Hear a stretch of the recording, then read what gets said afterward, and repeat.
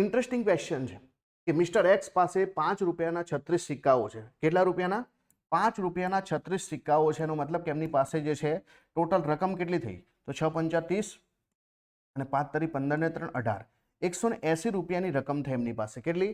180 રૂપિયાની રકમ છે. હવે તમારે એના બદલે જે છે 10 રૂપિયા, 20 રૂપિયા, 50 રૂપિયાની નોટોમાં કન્વર્ટ કરવાની છે. તો ઓછામાં ઓછી કેટલી નોટ જોઈએ? તો એનો મતલબ છે કે આપણે 10 રૂપિયા, 20 રૂપિયા, 50 રૂપિયામાં 180 રૂપિયાને કન્વર્ટ કરવાના છે. સૌથી ઓછી કરવી છે એટલે સૌથી મોંઘી નોટો લઈશું આપણે. તો પહેલા તો જે છે 50ની 3 નોટો લઈ લઈએ એટલે 150 રૂપિયા પૂરા થઈ ગયા આપણા. પછી આપણે 20 રૂપિયાની એક નોટ લઈ લઈએ એટલે અહીંયા જે છે બીજા 20 થઈ ગયા. હવે બચ્યા કેટલા? 10 રૂપિયા. તો 10 રૂપિયાની એક નોટ લઈ લઈએ એટલે 10 રૂપિયા પૂરા. તો આનો મતલબ કે 3 ને 1 4 ને 1 5, ઓછામાં ઓછી 5 નોટ જોઈએ. બાકી તમે 10 20ની લો તો વધારે થઈ જાય. એટલે 50થી ચાલુ કર્યું અને વધારથી ચાલુ કર્યું, પછી પાછા ઓછા પર ગયા. તો ટોટલ જે છે ઓછામાં ઓછી જે છે 5 નોટ જોઈએ. કેટલી ભાઈ? 5 નોટની જરૂર પડે.